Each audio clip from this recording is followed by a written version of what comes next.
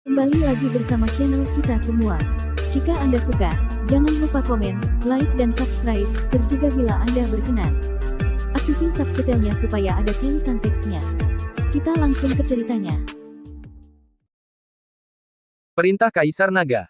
Bab 60006003. Menangkap tawanan. Sinar matahari di luar pertapaan sangat sempurna, bayangan bambu bergoyang, tetapi Dev dan Luigi tampak menyatu dengan celah-celah cahaya dan bayangan, menghilang tanpa jejak dalam sekejap. Ginger menatap ke arah mereka menghilang, berdoa dalam hati. Kemudian dia berbalik, ekspresinya serius, dan berkata kepada saudara macan tutul dan monyet, segera kemasi barang-barang kalian, dan pindah ke rumah aman nomor 2 seperti yang diperintahkan oleh senior. Cepatlah, dan jangan tinggalkan jejak. Dev dan Luigi bergerak dengan kecepatan tinggi melalui jalan-jalan dan atap-atap kompleks kota Dewa Giok seperti dua bayangan tak terlihat.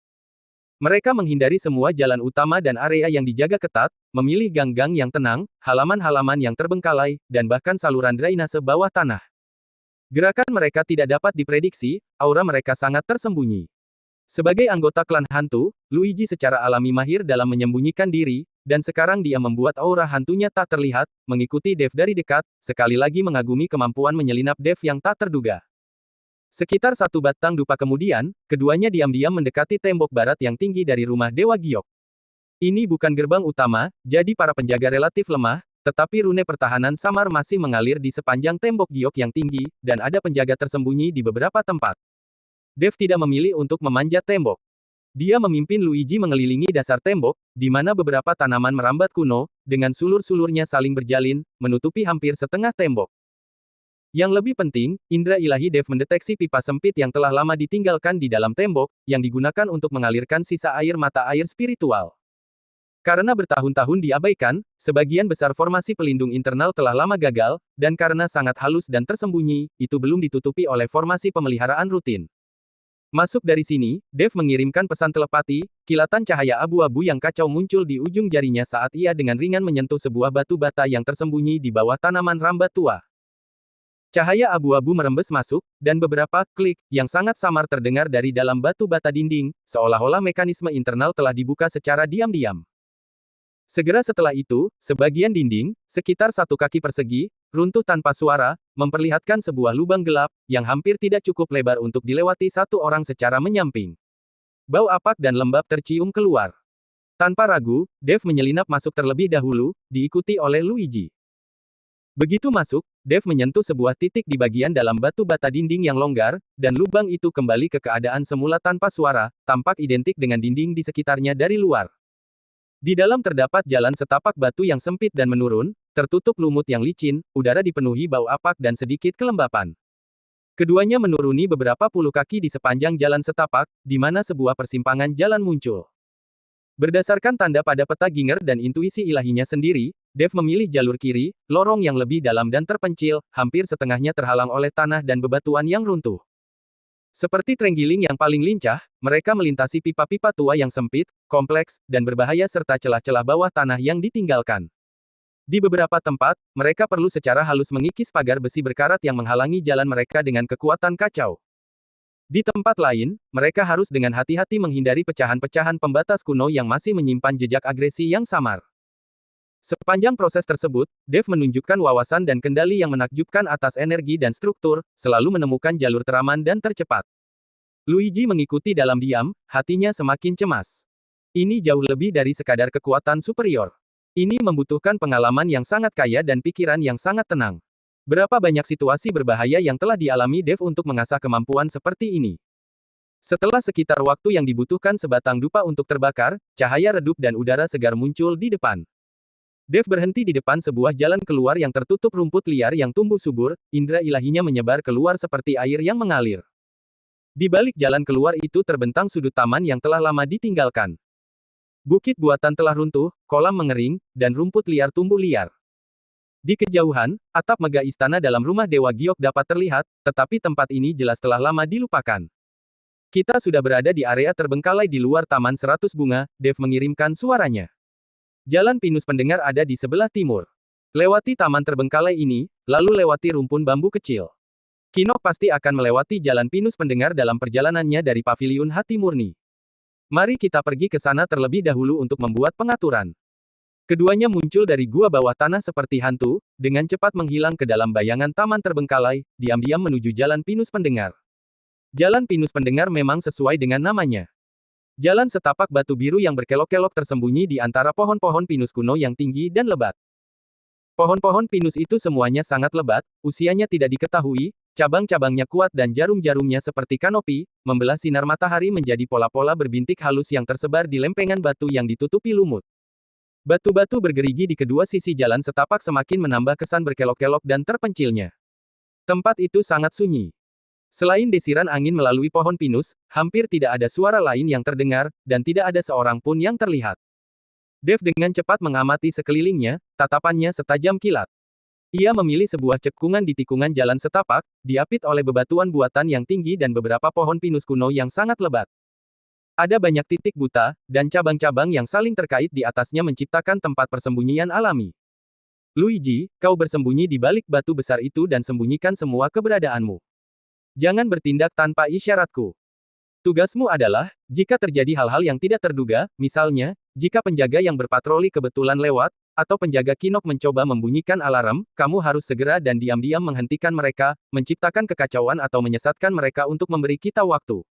Dev dengan cepat memberikan tugas itu. Dimengerti. Luigi mengangguk, sosoknya berkelebat, menghilang seperti asap ke dalam bayangan batu besar, kehadirannya lenyap seketika, seolah-olah tidak pernah ada orang di sana. Dev melompat tanpa suara, memanjat pohon pinus kuno yang posisinya sempurna dan menyembunyikan dirinya di balik jarum-jarumnya yang lebat. Dari posisi ini, ia dapat melihat dengan jelas jarak sekitar 10 kaki sebelum dan sesudah tikungan di jalan di bawah, namun tetap hampir tidak terdeteksi oleh orang-orang di bawah. Selanjutnya adalah penantian yang sabar, dan persiapan yang sunyi. Dev mengulurkan tangannya, ujung jarinya secara bersamaan bersinar dengan cahaya abu-abu kacau yang hampir tidak terlihat. Ia menggambar garis-garis di udara, dan benang-benang abu-abu yang sangat halus tak terhitung jumlahnya melesat dari ujung jarinya, menyatu dengan udara di sekitarnya, jarum pinus, retakan di bebatuan, dan tanah. Ia sedang menyiapkan formasi. Formasi jebakan dan isolasi sementara yang sangat sederhana namun sangat tepat sasaran. Inti dari formasi ini bukanlah daya bunuh, melainkan penundaan, gangguan, dan isolasi. Pola formasi, yang digariskan oleh kekuatan kacau, dengan cerdik memanfaatkan energi spiritual atribut kayu dan energi batu bumi yang melimpah di area tersebut untuk menciptakan medan yang menyerupai kekacauan energi spiritual alami. Setelah diaktifkan, penyusup akan langsung merasakan ruang di sekitarnya menjadi kental, aliran energi spiritual menjadi lambat, dan persepsi indera ilahi akan sangat terganggu. Selain itu, suara, cahaya, dan bahkan fluktuasi energi dalam jangkauan formasi akan sangat melemah dan terdistorsi, sehingga sulit untuk ditransmisikan. Membangun formasi sementara seperti itu membutuhkan Dev untuk memiliki tingkat penguasaan formasi dan kendali atas kekuatan kacau yang sangat tinggi. Ia harus menyelesaikannya tanpa menyebabkan fluktuasi abnormal dalam energi spiritual eksternal dan memastikan bahwa formasi tersebut terintegrasi sempurna dengan lingkungan. Sekalipun seseorang dengan cermat mengamati area tersebut dengan indera ilahi, mereka hanya akan merasakan bahwa energi spiritual di sini sedikit padat, dan tidak akan curiga bahwa itu adalah formasi buatan manusia. Waktu berlalu detik demi detik. Pohon-pohon pinus tetap tidak berubah, disinai cahaya matahari. Dev, seperti pemburu yang paling sabar, menyatu dengan pohon-pohon pinus kuno, napasnya terhenti, bahkan detak jantung dan aliran darahnya hampir berhenti.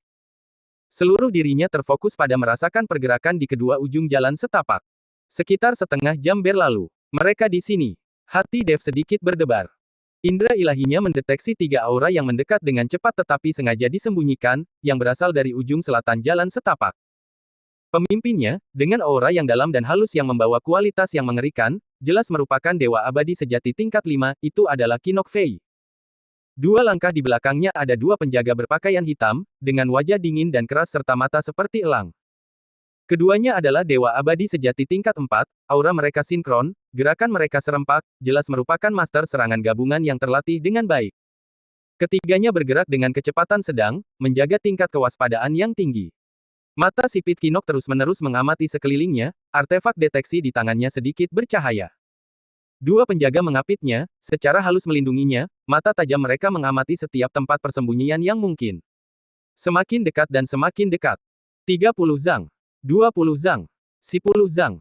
Tepat ketika ketiganya hendak melangkah ke formasi yang dibuat oleh Dev, mencapai tikungan di jalan setapak, perubahan tiba-tiba terjadi. Itu bukan serangan dari Dev, tetapi dari Kinok sendiri. Kinok, yang berjalan di depan, tiba-tiba berhenti, artefak deteksi di tangannya memancarkan cahaya merah samar. Ekspresinya berubah tiba-tiba, dan dia berteriak, ada yang salah. Sebuah penyergapan. Sebelum dia selesai berbicara, tanpa memeriksa jenis penyergapan apa itu, dia dengan cepat mundur ke samping dan belakang. Secara bersamaan, dengan sekali kibasan lengan bajunya, beberapa duri es biru langit, yang membawa aura dingin, melesat membentuk kipas ke arah area mencurigakan di sekitar tikungan jalan setapak. Duri es ini bukanlah serangan acak. Mereka mengandung hukum es yang luar biasa, membekukan udara di sekitarnya dengan embun beku putih, kekuatannya sungguh menakjubkan. Sungguh rubah tua yang waspada. Pikir Dev dalam hati, tetapi gerakannya sangat cepat. Tepat ketika Kinok mundur dan duri-duri es melesat, cahaya pedang abu-abu kabur, yang tampaknya menembus batasan ruang, muncul dari pohon pinus kuno tempat Dev bersembunyi, menyerang lebih dulu meskipun berada di belakang. Diam-diam, cahaya itu menghantam tanah di area yang akan diinjak Kinok. Bas! Suara rendah dan teredam. Formasi sederhana yang telah disiapkan Dev sebelumnya telah diaktifkan sepenuhnya. Tetapi bukan oleh Kinok. Dev sendiri yang secara aktif mengaktifkannya hingga kekuatan maksimum. Dalam sekejap, ruang dalam radius 10 zang dari tikungan jalan membeku. Udara tampak mengental seperti lem, cahaya sedikit terdistorsi, dan semua suara seolah ditelan. Bahkan beberapa duri es tajam yang melesat ke arah mereka tampak melambat, kilauan permukaannya meredup.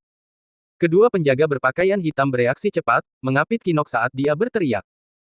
Sepasang tombak pendek berwarna hitam pekat muncul di tangan mereka secara bersamaan, rune bersinar di bilahnya, siap untuk menyerang balik ke arah datangnya cahaya pedang. Salah satu dari mereka membuka mulutnya untuk melolong, jelas bermaksud membunyikan alarm. Namun, efek formasi tersebut telah terwujud. Gerakan mereka menjadi lamban, seolah terjebak dalam rawa. Penjaga yang ingin melolong merasakan suaranya terhalang oleh kekuatan tak terlihat, hanya mampu mengeluarkan suara, serak pendek dan terengah-engah, tidak mampu membentuk sinyal suara yang efektif. Itu adalah penundaan secepat kilat. Sosok Dev meluncur turun dari pohon pinus kuno seperti hantu. Sasarannya bukanlah kedua penjaga itu, tetapi Kinok, yang sedang mundur, sedikit terlindungi oleh mereka. Mata Kinok berkilat dingin. Meskipun ia terkejut dengan keanehan penyergapan dan serangan lawan yang tepat dan tanpa ampun, ia tetaplah seorang veteran dari pertempuran yang tak terhitung jumlahnya dan tetap tenang di bawah tekanan. Ia meraih pinggangnya dengan tangan kanannya, dan perisai hitam seukuran telapak tangan, berbentuk tempurung kura-kura, yang memancarkan aura kuno dan berat, langsung membesar, menghalangi jalannya. Pada saat yang sama, tangan kirinya membentuk segel tangan, dan ia mengucapkan mantra. Gelombang energi dingin misterius yang pada tiba-tiba meledak di sekitarnya, mengembun menjadi lapisan baju besi es sebening kristal yang ditutupi rune misterius. Perisai roh kura-kura mistik, yang dikombinasikan dengan baju besi es yin mistik, ini adalah kombinasi pertahanan terkuatnya. Ia yakin bahwa bahkan jika ia menerima serangan penuh dari kultivator alam dewa abadi sejati tingkat 6, ia bisa bertahan. Namun, serangan Dev bukanlah tentang kekuatan kasar. Sosoknya yang melayang berputar aneh di udara, seperti ikan, nyaris lolos dari celah tombak yang diayunkan dengan tergesa-gesa oleh kedua penjaga, langsung menuju Kinok. Menghadapi perisai roh kura-kura misterius yang memancarkan cahaya spiritual tebal dan baju besi es yang dingin, Dev tidak menghindar atau mengelak. Ia hanya menunjuk jarinya seperti pedang, sebuah titik cahaya abu-abu yang dalam dan kacau, seperti fajar alam semesta, mengembun di ujungnya. Ia menunjuk. Tidak ada pertunjukan megah, tidak ada kecemerlangan yang menyilaukan. Ujung jarinya dengan lembut menyentuh tengah perisai roh kura-kura misterius. Pop! Suara lembut, seperti gelembung yang meledak. Perisai roh kura-kura misterius yang tampak tak terkalahkan dan bercahaya, pada titik yang disentuh ujung jarinya, tiba-tiba kehilangan cahaya spiritualnya. Retakan abu hitam seperti jaring laba-laba yang tak terhitung jumlahnya dengan cepat menyebar di permukaan perisai dari titik itu. Segera setelah itu, seluruh perisai, seperti batu yang telah lapuk selama jutaan tahun, diam-diam berubah menjadi abu, yang berjatuhan dengan cepat. Pupil mata Kinok menyempit tajam, sangat ketakutan. Perisai roh kura-kura misterius ini adalah harta karun kuno yang diperolehnya dengan harga mahal, memiliki kemampuan pertahanan yang sangat kuat, namun hancur hanya dengan satu jari. Sebelum dia sempat mengaktifkan baju zira esnya atau cara lain, jari Dev, yang dipenuhi kekuatan kekacauan, telah menghantam baju zira es Suan Yin di dadanya dengan kekuatan yang tak terbendung. Retak. Suara retakan yang tajam terdengar. Baju zira es misterius Yin, yang cukup kuat untuk menahan senjata ilahi, sama rapuhnya di hadapan kekuatan kekacauan, langsung hancur berkeping-keping. Kekuatan mengerikan yang terkandung di ujung jari, yang mampu memusnahkan segala sesuatu dan kembali menjadi kekacauan, telah menembus tubuhnya. Kinok mengerang, merasakan kekuatan yang tak terlukiskan, dingin, mematikan, dan menghancurkan mengalir ke dalam tubuhnya. Kemanapun serangan itu lewat, meridiannya membeku, kekuatan sihirnya lenyap, dan bahkan jiwanya merasakan sengatan seperti jarum dan rasa putus asa yang mendalam. Kekuatan sihir misterius Yin-nya, yang telah dikultivasi selama ratusan tahun, meleleh dengan cepat di hadapan kekuatan ini, seperti salju bertemu air mendidih. Hentikan dia! Kinok meraung serak, dengan putus asa mengerahkan sisa kekuatan sihirnya untuk segera mundur. Pada saat yang sama, sebuah jimat giok merah tua meluncur dari lengan bajunya, yang hendak ia remukkan. Itu jimat penyelamat hidup yang telah ia panggil dengan tergesa-gesa dari Wainwright untuk meminta bantuan. Namun, kedua penjaga itu sekarang berada dalam masalah yang lebih besar. Tepat ketika Dave menyerang Kinok, Luigi, yang bersembunyi di balik batu besar, bergerak. Ia tidak menampakkan dirinya, tetapi tiba-tiba menembakkan dua benang jiwa alam bawah, setipis rambut, hampir tak terlihat, dari bayangan batu besar itu. Benang jiwa ini bukanlah serangan fisik.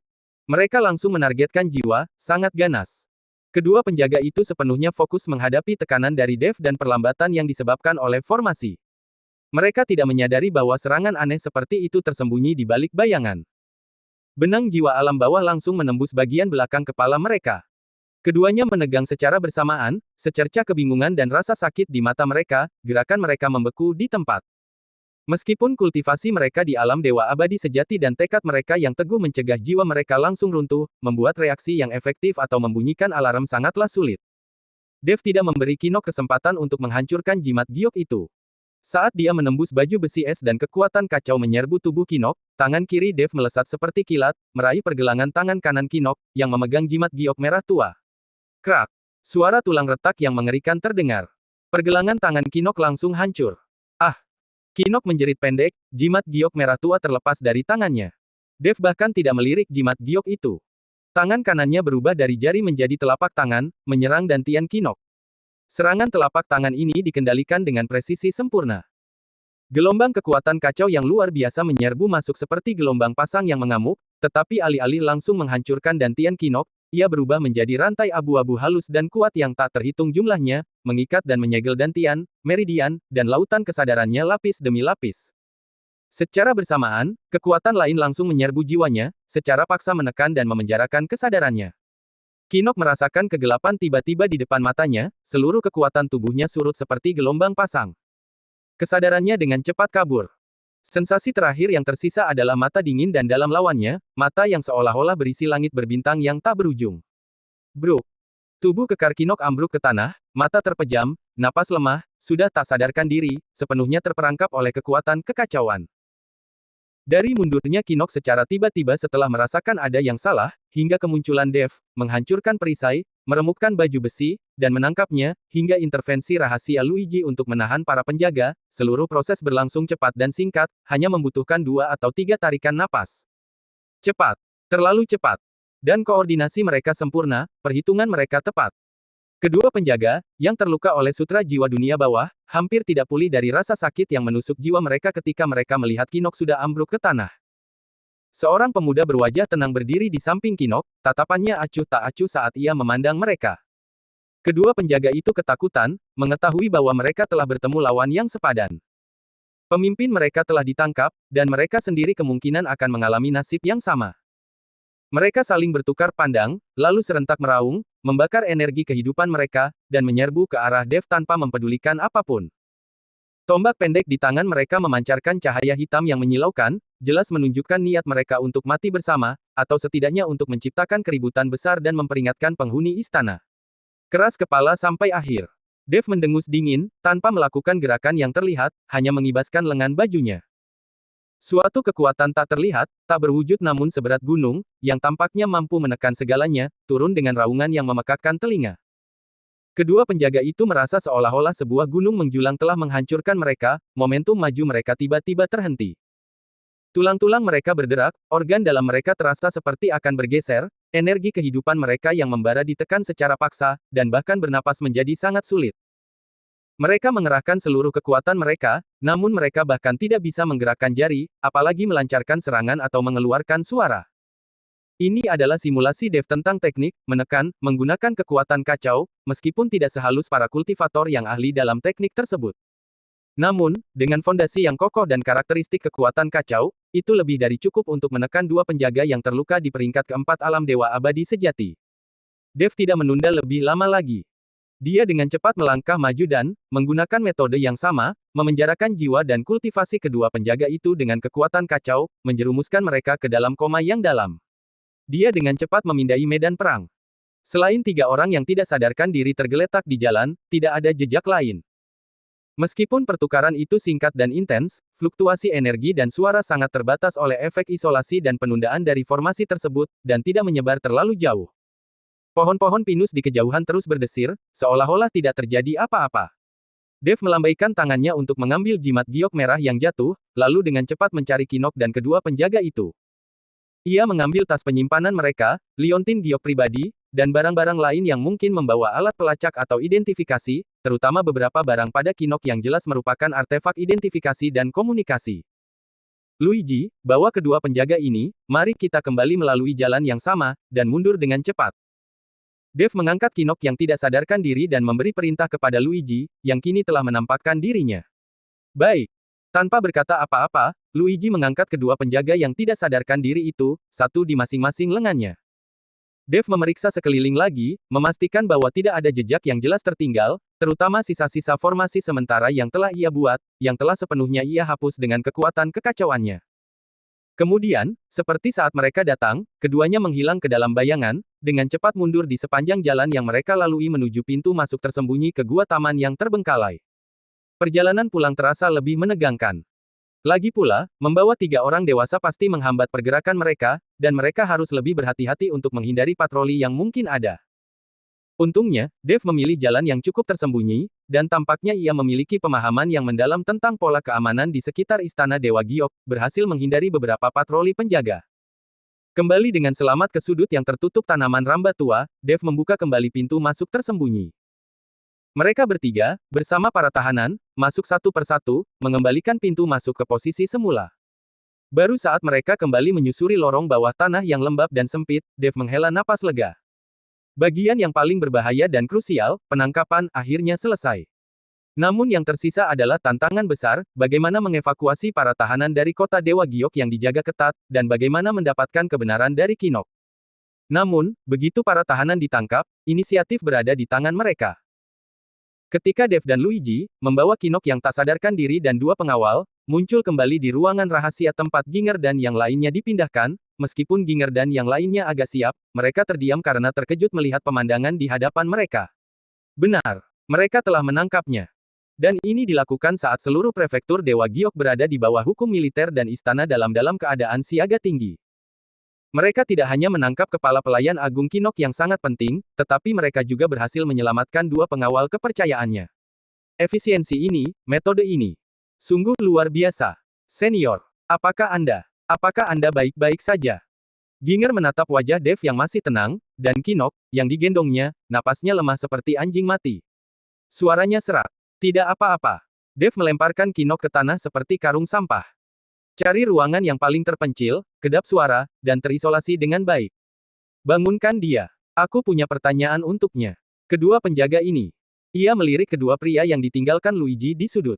Kunci mereka untuk sementara. Mereka mungkin berguna. Baik. Ada ruang interogasi khusus di bawah tanah, yang awalnya digunakan untuk menahan dan menginterogasi tahanan penting. Ruangan itu dilengkapi dengan formasi pengaman, benar-benar terisolasi. Saudara Macan Tutul segera menjawab, matanya dipenuhi kekaguman. Ia melangkah maju dan, bersama dengan monyet, membawa Kinok ke bawah tanah. Ginger menarik napas dalam-dalam, memaksa dirinya untuk tenang, dan mulai mengarahkan bawahannya untuk menangani akibatnya. Segera aktifkan formasi pengaman tingkat tertinggi di rumah aman. Tidak seorang pun diizinkan untuk pergi. Macan Tutul, periksa perimeter luar dan pastikan tidak ada yang menguntit. Monyet, kau bekerja sama dengan senior Luigi untuk menangani kedua orang ini, ia menunjuk kedua penjaga yang tidak sadarkan diri. Tak lama kemudian, semua orang sibuk dengan tugas masing-masing. Rumah persembunyian yang tampak biasa ini, seperti mesin canggih, mulai beroperasi secara efisien. Dev langsung menuju ruang interogasi bawah tanah. Ia tahu bahwa mendapatkan kebenaran dari Kinok mungkin tidak akan semudah menangkapnya. Ketakutan rubah tua ini terhadap Wainwright dan ras dewa kemungkinan jauh melebihi ketakutannya akan kematian. Namun demikian, kebenaran tentang kematian tragis senior Musa dan istrinya harus diungkapkan. Dan Kinok adalah kunci untuk membuka pintu gelap ini. Di ruang interogasi yang remang-remang dan dingin, dipenuhi berbagai rune pembatas, Kinok terikat erat pada kursi logam dingin dengan rantai penekan roh khusus. Rantai itu berkilauan dengan cahaya gelap, tidak hanya memenjarakan kekuatan magis tetapi juga terus-menerus menghasilkan rasa sakit yang samar dan mengikis yang membuatnya terus sadar namun sangat lemah. Dev duduk di kursi kayu biasa di seberangnya, dengan Luigi berdiri di belakangnya seperti patung. Ginger berdiri di ambang pintu, mengamati dengan ekspresi serius. Saudara macan tutul membawa seember air es dan memercikkannya dengan keras ke wajah Kinok. Kinok gemetar dan perlahan terbangun. Air es itu, bercampur dengan rasa sakit yang menyiksa akibat rantai yang mengikis jiwanya, seketika membuatnya terbangun sepenuhnya dari ketidaksadarannya. Ia berusaha mengangkat kepalanya, dan hal pertama yang dilihatnya adalah mata Dev yang dalam dan tenang, mata yang seolah menembus semua ilusi. Hati Kinok hancur berkeping-keping. Ia mengenali mata itu, pemuda menakutkan yang muncul seperti hantu di jalan pinus pendengar, menerobos semua pertahanannya dengan cara yang luar biasa dan menangkapnya hidup-hidup. Kau, siapa kau? Suara Kinok serak dan kering, dipenuhi kelemahan dan ketakutan yang tak tersamarkan. Ia mencoba mengalirkan kekuatan magisnya, tetapi mendapati dantiannya seperti terbuat dari besi cair, meridiannya seperti terikat rantai besi. Ia bahkan tidak mampu mengerahkan secuil kekuatan, dan bahkan indera ilahinya pun tertekan di dalam lautan kesadarannya, tidak mampu meluas keluar.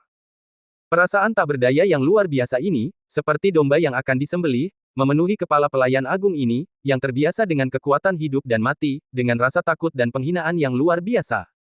Dev tidak menjawab pertanyaannya, tetapi dengan tenang menatapnya dan perlahan berbicara. Suaranya tidak keras, tetapi seolah membawa beban 1000 pon, setiap kata menusuk hati Kinok. Musa, Alina Liu. Lereng jiwa jatuh. Kristal pemurnian jiwa, Jiaksu 73. Pupil mata Kinok tiba-tiba menyempit, wajahnya langsung pucat pasi. Meskipun ia berusaha sekuat tenaga untuk mengendalikan diri, rasa takut dan rasa bersalah yang luar biasa yang dirasakannya tidak luput dari pandangan Dev dan Ginger. Seperti yang diharapkan, dia tahu. Dan dampak serta kejutan yang ditimbulkan oleh masalah ini jauh melebihi ekspektasinya. Dev sedikit mencondongkan tubuh ke depan, tatapannya tajam seperti pisau, tertuju pada Kinok, katakan padaku, mengapa mereka mati? Siapa yang memberi perintah? Apa yang kau sembunyikan? Di mana kristal pemurnian jiwa itu? Katakan semua yang kau ketahui. Mungkin aku bisa memberimu kematian yang cepat. Kinok gemetar, matanya dipenuhi campuran rasa takut, perjuangan, dan keraguan. Dia membuka mulutnya, seolah ingin mengatakan sesuatu, tetapi akhirnya menutup mulutnya rapat-rapat, menundukkan kepalanya dengan sikap menantang. Dia tahu bahwa begitu dia berbicara, bukan hanya dia pasti akan mati, tetapi jiwanya sendiri kemungkinan akan menderita siksaan yang tak terbayangkan. Dia lebih tahu daripada siapapun tentang metode Wainwright dan teror ras dewa. Sebagai perbandingan, ancaman yang ditimbulkan oleh pemuda ini, meskipun menakutkan, mungkin masih ada secercah harapan. Atau mungkin, pihak lain hanya mencoba menggertaknya. Kau tidak mau bicara. Suara Dev tetap tenang, tetapi suhu di ruangan itu terasa turun beberapa derajat. Ia berdiri, berjalan ke arah Kinok, dan mengulurkan jari telunjuk kanannya. Sebuah titik cahaya abu-abu yang kacau bersinar dari ujungnya, seperti satu-satunya sumber cahaya dalam kegelapan, namun memancarkan aura yang membuat merinding. Kau seharusnya merasakannya, kekuatan yang menyerang tubuhmu. Suara Dev terdengar seperti berasal dari kedalaman neraka. Kekuatan itu dapat dengan mudah menghancurkan tubuh fisikmu, dan juga dapat perlahan-lahan menghancurkan jiwamu, membuatmu menderita siksaan 1000 kali lebih menyakitkan daripada ekstraksi jiwamu oleh kristal pemurnian jiwa, dan prosesnya akan sangat lambat. Tubuh Kinok gemetar tak terkendali. Ia dapat dengan jelas merasakan kekuatan dingin dan mematikan di dalam dirinya, seperti lintah, mengancam untuk melahap segalanya kapan saja. Pihak lain tidak berbohong. Kekuatan ini, sungguh menakutkan. Bersambung.